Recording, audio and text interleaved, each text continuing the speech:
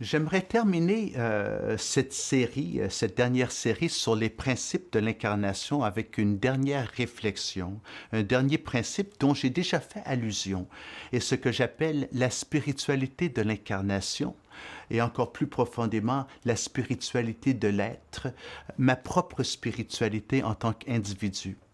Nous sommes tous, chacun et chacune d'entre nous, porteurs ou porteuses de l'image de Dieu, d'une façon tout à fait unique qui nous est propre.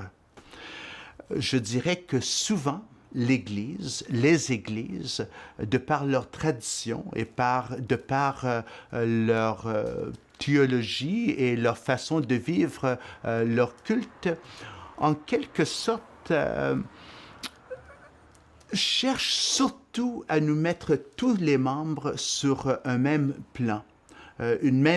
Partager tous ensemble de mêmes convictions théologiques comme norme pour notre Église et son expression ou ses expressions ecclésiales comme forme. Et en quelque sorte au point de dire que nous sommes la norme et la forme dont tous nos membres, selon lesquels nos membres devraient effectivement s'inscrire.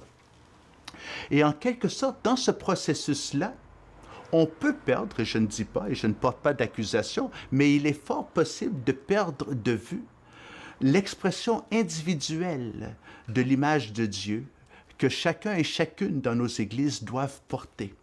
Parce que chacun et chacune d'entre nous sommes impliqués à semaines longues dans la société, dans notre milieu d'études ou de travail, et nous avons nous-mêmes, en tant qu'individus, à porter notre foi. Il est très facile de vouloir toujours nous référer à notre Église dans notre témoignage, où il faut que vous veniez à nos réunions, à nous, etc. Mais quelque part, l'Évangile que nous voulons apporter, l'Évangile incarné, doit être là dans notre lieu et notre foi interprétée dans le contexte particulier, là où nous sommes appelés en quelque sorte à inculturer notre foi. Et l'inculturation, le mot catholique pour contextualisation, mot que nous connaissons tous dans le milieu protestant évangélique. Ce que j'aime avec la notion de l'inculturation, c'est effectivement, le terme est encore plus clair, c'est dans, la culture, culturation, l'inculturation, où on s'investit et qu'à l'intérieur donc de cette culture, nous apprenons donc à vivre, à interpréter et à exprimer notre foi selon les références qui sont les leurs.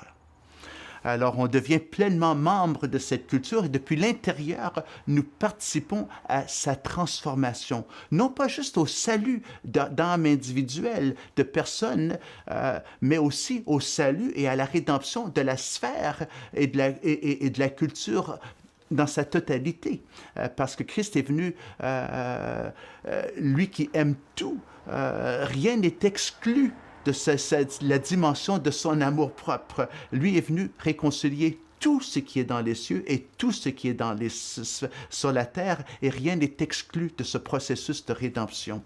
Donc, il faut élargir le message de l'Évangile dans cette vision globale. Et je dirais, bien sûr, oui, globale.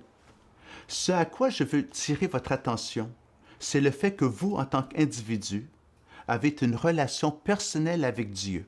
N'est-ce pas ça que nous voulons surtout prôner dans nos milieux évangéliques? La relation personnelle et propre avec Dieu? Alors nous avons à assumer pleinement cette compréhension de l'Évangile et de reconnaître que dans ma relation propre avec Dieu, je suis aussi porteur de son image. Il est venu aussi m'habiter, moi, à titre individuel. Oui, il est venu habiter le temple, l'Église, mais il est venu aussi nous habiter à titre individuel. Alors, la plénitude de Christ m'habite, nous qui l'avons reçu. Notre identité propre trouve racine et source en lui, en sa présence intérieure en nous. Je souligne cela pour mentionner qu'il nous est important donc d'approfondir et de cultiver cette communion au plus profond de nos cœurs. Et je dis, très souvent, notre spiritualité chrétienne, on l'exprime dans nos cultes, dans nos moments de louange, avec la musique et le chant, dans nos moments d'intercession et de prière en tant que communauté, en tant que petit groupe. Oui, ce sont des expressions de notre foi et des expressions de la prière. Mais n'est-ce pas n'y a-t-il pas une prière encore plus profonde qui est au fond de mon être, là où je cherche à communier avec Dieu et à le sentir près, de sorte que lui qui est, lui en qui toute la divinité habite, m'habite aussi, m'habite aussi, et que mon identité dépend de lui. Oui, plusieurs aspects de mon identité est propre à moi dans le contexte de mon humanité. Je suis un homme, je m'appelle Pierre, je suis théologien et missiologue par vocation et surtout missionnaire sur le terrain, beaucoup plus que dans la lecture et dans l'écriture. Sur le terrain, mais quelque part, je dois et nous avons à assumer chacun d'entre nous notre communion avec Dieu, une communion, une communauté, une spiritualité de l'être, apprendre à découvrir la notion de l'intériorité, encore l'intériorité, la méditation, la contemplation de Christ, de Dieu. Et de savoir que non seulement est-ce que j'ai en lui la vie, le mouvement et l'intérieur, et qu'il soit lui, donc l'environnement dans lequel je développe et je découvre qui je suis. Il est l'environnement dans lequel j'ai la vie, le mouvement et l'être. Il est ma référence première dans chaque enjeu et à chaque moment de ma journée. Mais il est aussi ma source la plus profonde en moi, dans laquelle je peux aller puiser force, courage, sagesse, amour, tout ce qu'il me manque, je peux aller le puiser, non pas dans une source extérieure. Bien sûr, il y a le texte biblique, mais en lui, encore plus profondément, qui est véritablement la vie en moi.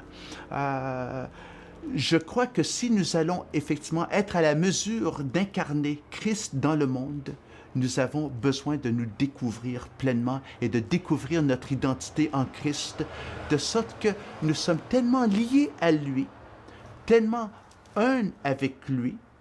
Et puis bien sûr, je ne peux pas à ce stade-ci dans ma vie dire celui qui m'a vu a vu le Père, mais j'espère qu'ils auront un aperçu de Christ qui m'habite dans mon attitude, dans les choses que je dis, dans mes propos, dans mon amour pour l'autre. Et mon amour pour l'autre, non pas seulement les miens, mais aussi pour mon voisin. Encore plus loin, pour l'étranger qui est parmi nous, les immigrants, les réfugiés qui habitent Montréal, mais aussi même l'amour de mes ennemis. Jésus a poussé l'amour jusqu'à son extrémité la plus profonde, l'amour de l'ennemi.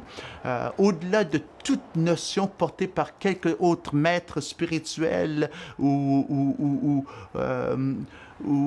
autre religion. Quelque part, Jésus nous a poussés au vif pour voir quelle est la substance de notre foi. Puis quelque part, si la substance de notre foi ne fait que se trouver dans un livre extérieur à nous, la Bible, mais n'est pas incarnée dans nos propres vies, je crois qu'on ne sera pas à la mesure de répondre aux besoins et de nous engager dans les sujets tellement primordial de la société actuelle. Alors, l'incarnation, c'est aussi cela. Je voulais surtout souligner l'importance d'une telle spiritualité, de l'intériorité, une spiritualité de l'être, une seule spiritualité qui peut effectivement nous permettre de vivre spirituellement notre incarnation dans notre monde.